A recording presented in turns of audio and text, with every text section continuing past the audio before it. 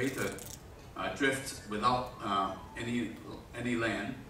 But now if you look at this case in here, what you see here is there's a drift, but now this drift is to the right of the storm.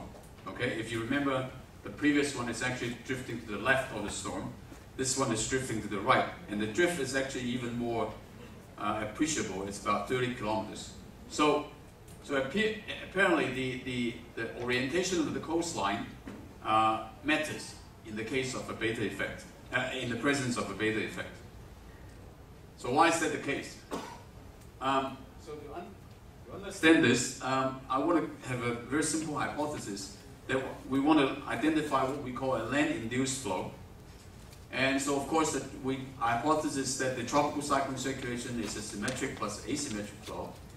And the asymmetric flow consists of two parts, beta gyres and a land-induced flow.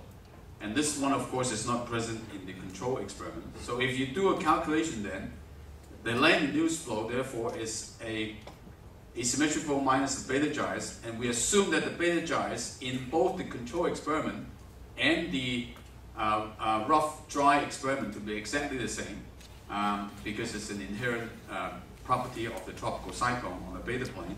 So then we can subtract the two, and then you can get an asymmetric flow. So to calculate the land-induced flow is just simply the asymmetric flow of the landfalling experiment minus the asymmetric flow of the control experiment. Now, that's for us to understand why there's a difference. Now, if you look at this, then on the left-hand side is when you have the rough land over here so it's a north-south oriented coastline.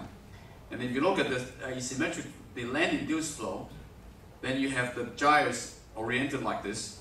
So there's a drive of additional flow trying to push it towards this direction.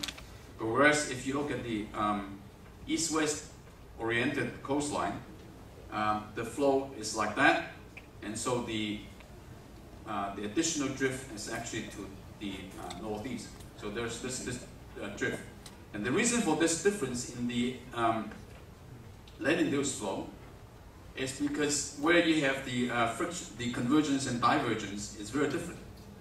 Now, sorry, I switched the two panels, but what I draw in here, the streamline, is actually the beta gyres in the control experiment. Okay, so these two are exactly the same. But what I want to illustrate is that if you have a north-south coastline, east-west coastline here, then in this part here, you will actually have onshore flow, which means that you will have convergence over a large part of, this is the tropical cyclone center, by the way. And so you have a large part is having an onshore flow, and a very small part with an offshore flow.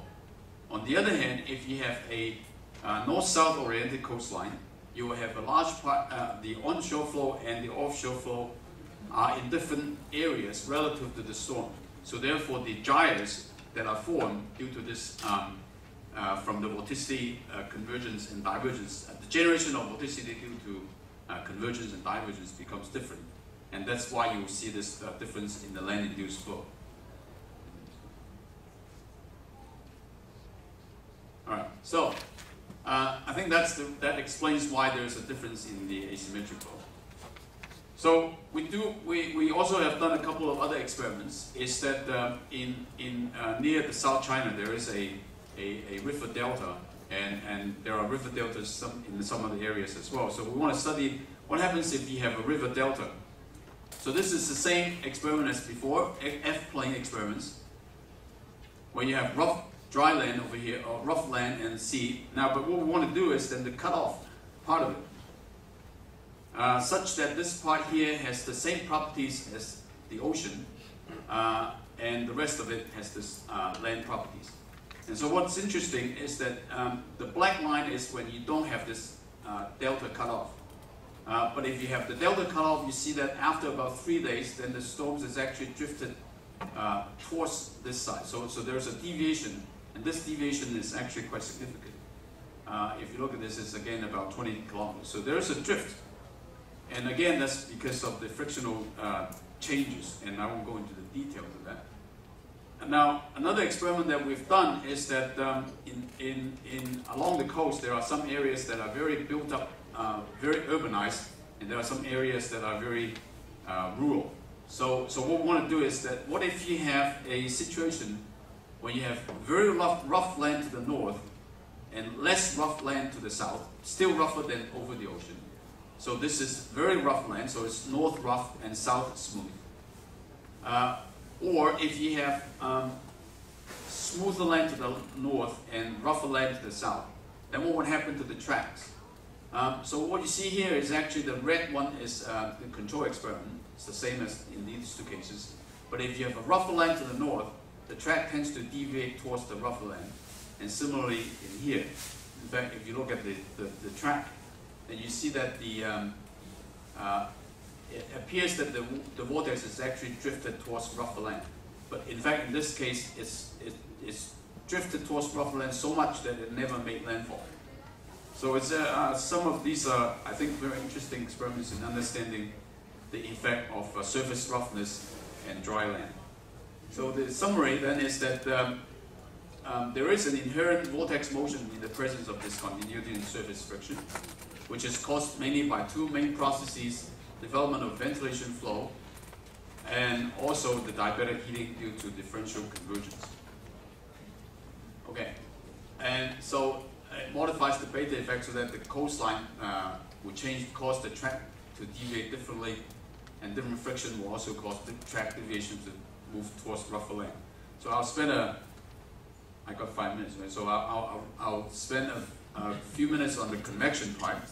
Now, convection is very important in, for example, in the case of the Morakot, but this is a more benign study compared with that of Morakot.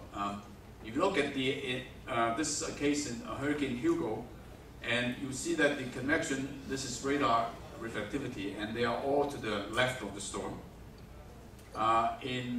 Over South China, very similar that as the tropical cyclone is about to make landfall, it looks like that the convection is stronger to the left. And we did a study of looking at 22 storms making landfall along the China coast. And so we look at these four quadrants, front, rear, left, and right, and look at the convection distribution. And what we found is that there are actually two types. One is left and one is right, of course. And so what we're doing is that we're subtracting the convection on the left from that to the right. So if you have each symbol represents one case.